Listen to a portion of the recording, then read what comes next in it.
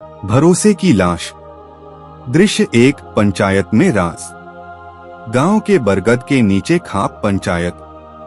मुखिया रहस्य सिंह 60, काली पगड़ी, हाथ में लाठी, चेहरे पर शातिर मुस्कान, सिंहासन पर बैठा है। पंचगण फाश, बेपर्दा, चुगलखोर और रजाई उसके आसपास।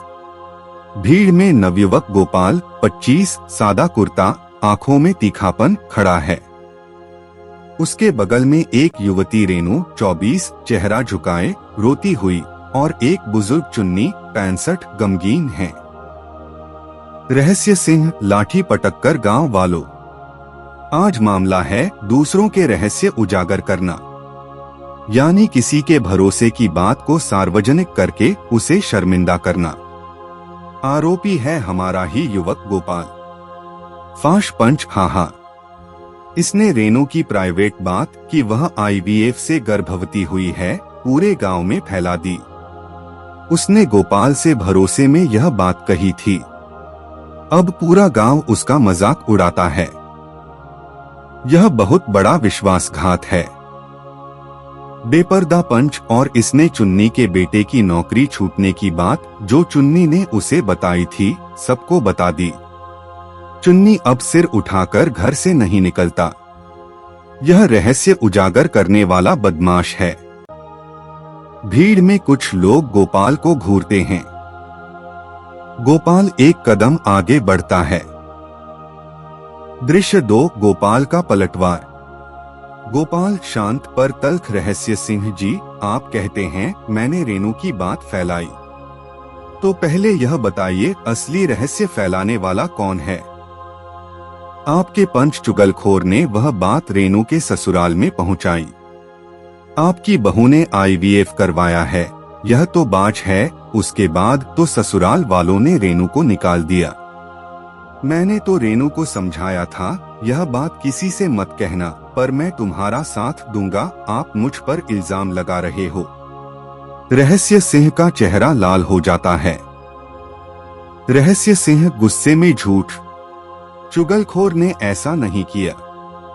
गोपाल जेब से मोबाइल निकालते हुए, यह लीजिए चुगलखोर चाचा की रिकॉर्डिंग। मैंने रेनू का राज ससुराल में बता दिया, अब उसकी खैर नहीं, यह आपके पंच की आवाज है। आप मुझे रहस्य फैलाने वाला कह रहे हो? असली रहस्य फैलाने वाले तुम हो। किसी के भरोसे को तोड़ना तुम्हारी आदत है। पूरा मैदान सन्न। चुगलखोर पंच सिर झुका लेता है। गोपाल चुन्नी की ओर, और चुन्नी जी के बेटे की नौकरी वाली बात, वह राज किसने फैलाया? आपके पंच रजाई ने। उसने पूरे मोहल्ले में कहा चुन्नी का बेटा बेरोजगार हो गया, अब क्या करेगा? मैंने चुन्नी को ढांढस बंधाया था। आप मुझे बदनाम कर रहे हो। दृश्य 3, रहस्य फैलाने का खेल। रजाई पंच बचाव में। गोपाल तू बात मत घुमा, तू खुद तो लोगों के राज बेचता है, जैसे तूने बताया था कि सरपंच का बेटा फेल हो गया। गोपाल रजाई पंच की ओर। रजाई चाचा, वह बात तुमने फैलाई थी, सरपंच के बेटे की मेडिकल रिपोर्ट। तुमने अस्पताल के कर्मचारी से पैसे लेकर वह रिपोर्ट निकलवाई और पूरे गांव में बांट दी। मैंने तो सरपंच के बेटे को समझाया था कि उसकी बीमारी छुपाने से कुछ नहीं होगा। तुमने मेरी बात को तोड़मरोड़ कर पेश किया। तुम लोग किसी के रहस्य का बाजार लगाते हो और आज मुझ पर केस करते हो। रजाई पंच चुप हो जाता है। गोपाल अब मुखिया की ओर, कड़ा स्वर। और आप रहस्य सिंह जी, आपने पिछले साल गांव के शिक्षक की निजी बीमारी कैंसर की बात सबको बता दी। उसने आपको भरोसे में बताया था। आपने कहा अब यह जल्दी मरेगा, इसके बाद पद खाली होगा। शिक्षक ने वह बात सुन ली, उसकी हालत और बिगड़ गई। आपने एक इंसान की जान के साथ खिलवाड़ किया, सिर्फ अपने स्वार्थ के लिए। यह तुम्हारी आदत है, लोगों के रहस्यों को हथियार बनाना। पूरा मैदान सन्न। रहस्य सिंह पसीने से तरबतर। गोपाल पूरे मैदान को गांव वालों। ये लोग मुखिया और पंच, ये किसी के भरोसे को बेचते हैं। आप उनसे कोई राज कहोगे, अगले दिन पूरा गांव जान जाएगा। ये लोग रहस्यों की दुकान चलाते हैं।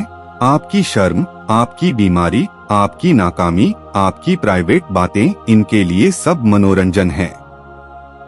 ये कहते हैं भरोसा तोड़ने में कोई हर्ज नहीं, बस देखो लोग कैसे शर्मिंदा होते हैं।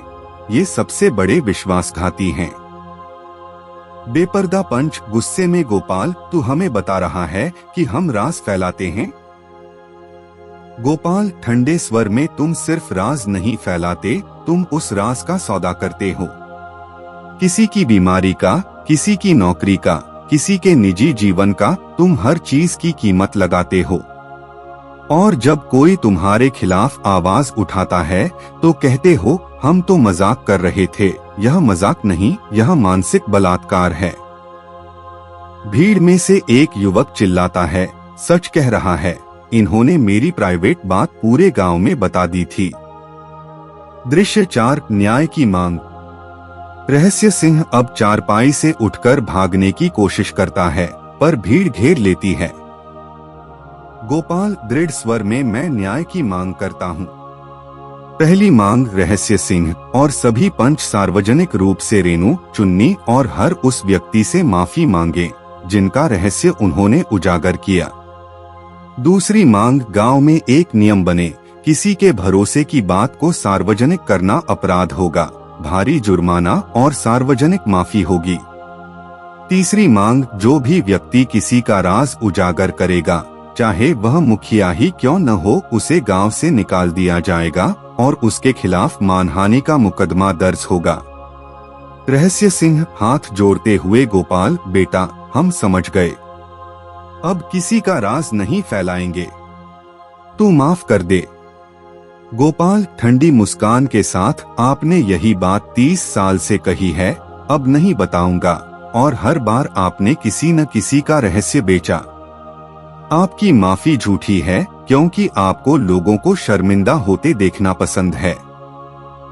आपका मनोरंजन दूसरे की बर्बादी में है। वह रेनू और चुन्नी का हाथ पकड़ता है। गोपाल, यह रेनू जिसकी निजी बात आपने फैलाकर उसकी जिंदगी तबाह कर दी। यह चुन्नी जिसके बेटे की बेरोजगारी पर आप हंसे। ये आज खड़े हैं और कल सैकड़ों ऐसे होंगे। आपकी रहस्य फैलाने की आदत अब नहीं चलेगी क्योंकि अब लोग जान गए हैं कि आप भरोसे के काबिल नहीं। गोपाल, आखिरी बार, पूरे मैदान से मैं 7 मिनट में जा रहा हूँ।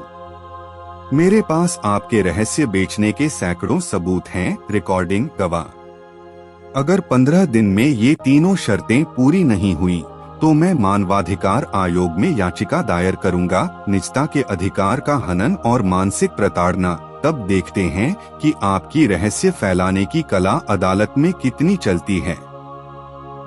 गोपाल रेनू और चुन्नी को लेकर मंच से उतरता है। भीड़ खड़ी होकर तालियां बजाती है। रहस्य सिंह चारपाई पर गिर जाता है।